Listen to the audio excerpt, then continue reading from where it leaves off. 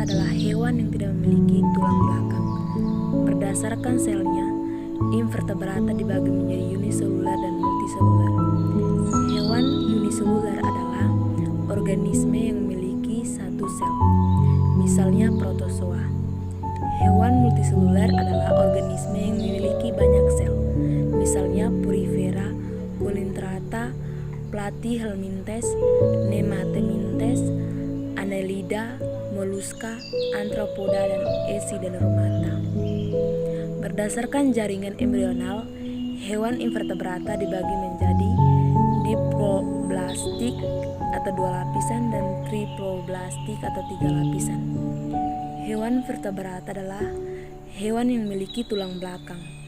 Yang tergolong vertebrata adalah Pisces, amfibi, reptilia, aves, dan mamalia. Struktur dan jaringan hewan. Jaringan adalah kumpulan sel sejenis yang memiliki struktur dan fungsi yang sama untuk membentuk suatu organ. Jenis jaringan yang umumnya dimiliki oleh hewan, kecuali hewan yang paling sederhana, ada 4 macam, yaitu jaringan saraf, jaringan epitel, jaringan otot, dan jaringan ikat. Jaringan saraf. Yang pertama, jaringan saraf merupakan jaringan yang berperan mengirimkan sinyal-sinyal ke seluruh tubuh. Jaringan tersebut disusun oleh sel-sel saraf atau neuron yang dapat kita temukan di otak, urat saraf, dan tulang belakang. Yang kedua, neuron memiliki beberapa bagian, yaitu dendrit, badan sel, dan akson. Dendrit yaitu penjuluran ke arah luar badan sel yang berperan sebagai penerima sinyal untuk diantarkan inti sel ke badan sel. Badan sel yaitu bagian utama neuron yang memiliki inti sel. Akson atau neurit merupakan penjuluran badan sel yang berfungsi untuk mengirimkan sinyal-sinyal dari badan sel ke akson pada badan sel neuron yang lainnya.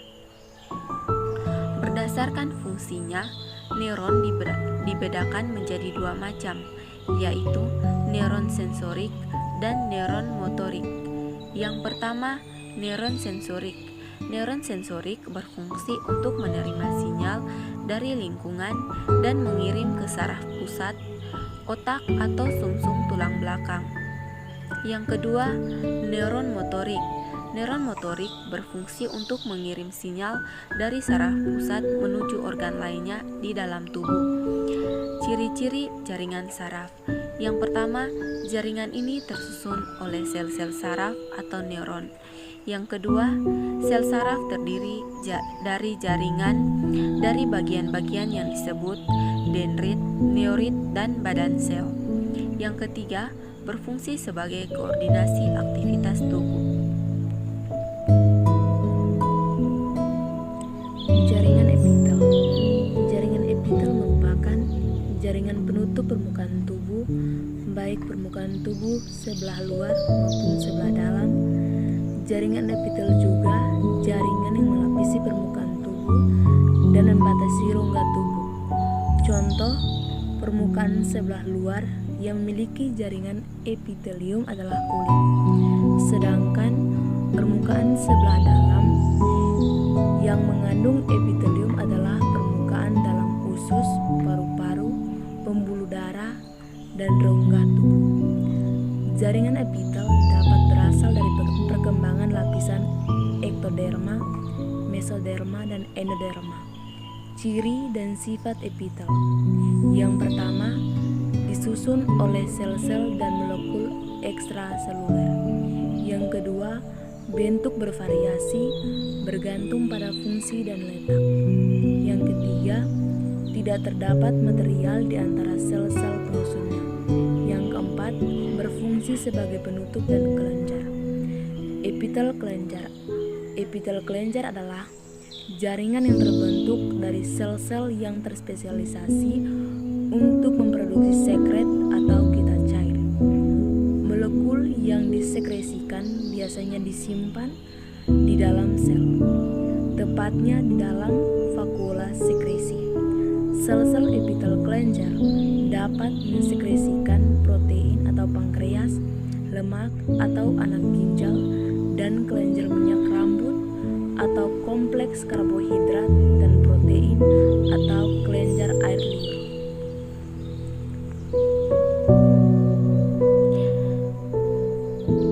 Jaringan otot. Jaringan otot tersusun dari sel-sel yang dapat berkontraksi sehingga mampu melakukan pergerakan pada berbagai bagian tubuh. Sel otot dapat berkontraksi karena mengandung protein kontraktif yang disebut miofibril. Miofibril tersusun dari aktin dan miosin. Sel tersebut dikelilingi suatu lapisan yang disebut sarkolema. Jaringan otot dibagi menjadi 3 macam, yaitu otot polos, otot rangka atau lurik, dan otot jantung. Jaringan ikat. Jaringan ikat berfungsi untuk mengikat dan menyokong jaringan lain. Berlawanan dengan jaringan epitel, selnya berkemas rapat. Jaringan ikat memiliki kumpulan sel-sel yang jarang yang tersebar dalam suatu matriks ekstraseluler. Matriks tersebut umumnya terdiri atas suatu anyaman serat yang tertanam dalam suatu dasar atau fondasi yang seragam yang dapat berupa cairan seperti agar atau padatan. Jaringan ikat disebut juga jaringan penyokong.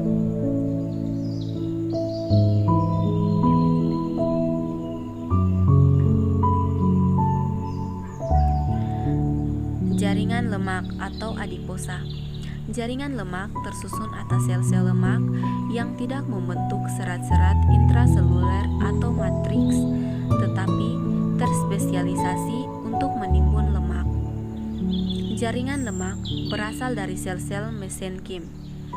Jaringan ini berfungsi sebagai bantalan untuk melindungi organ-organ secara mekanis dan beraturan, sebagai persediaan cadangan makanan, dan sebagai alat untuk mengatur panas dengan cara membantu menjaga suhu badan, terutama pada bayi yang baru saja dilahirkan. Jaringan ikat padat. Jaringan ikat padat memiliki ciri susunan serat yang padat dan jumlah selnya berkurang. Jaringan ini didominasi oleh serat kolagen. Tersebut terdapat sel fibroblasts. Sifat jaringan ikat padat adalah tidak elastis.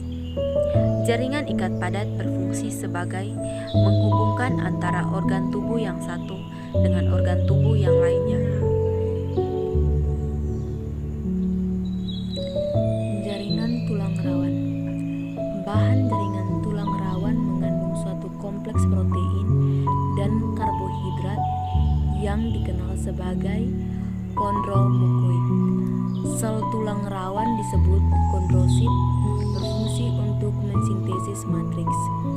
Berdasarkan kandungan senyawa matriksnya, jaringan tulang rawan dapat dikelompokkan menjadi 3, yaitu 1. Tulang rawan hialin, 2. Tulang rawan elastis, 3.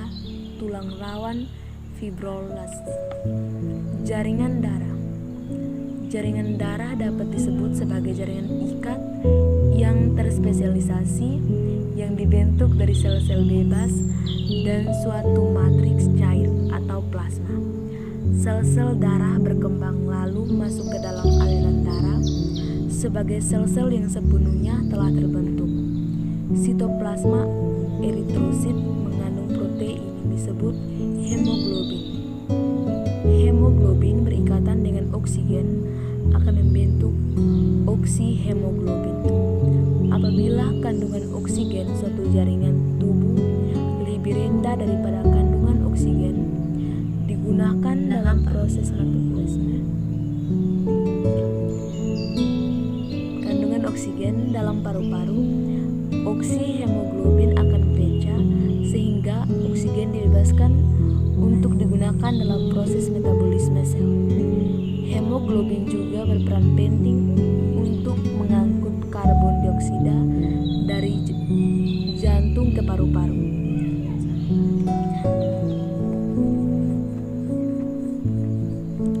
Leukosit atau sel darah putih.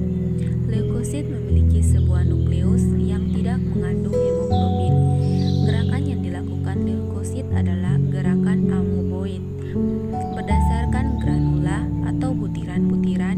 Dalam sitoplasmanya, leukosit terbagi menjadi dua jenis, yaitu yang pertama, granulosit merupakan leukosit yang memiliki protein granula di dalam sitoplasmanya.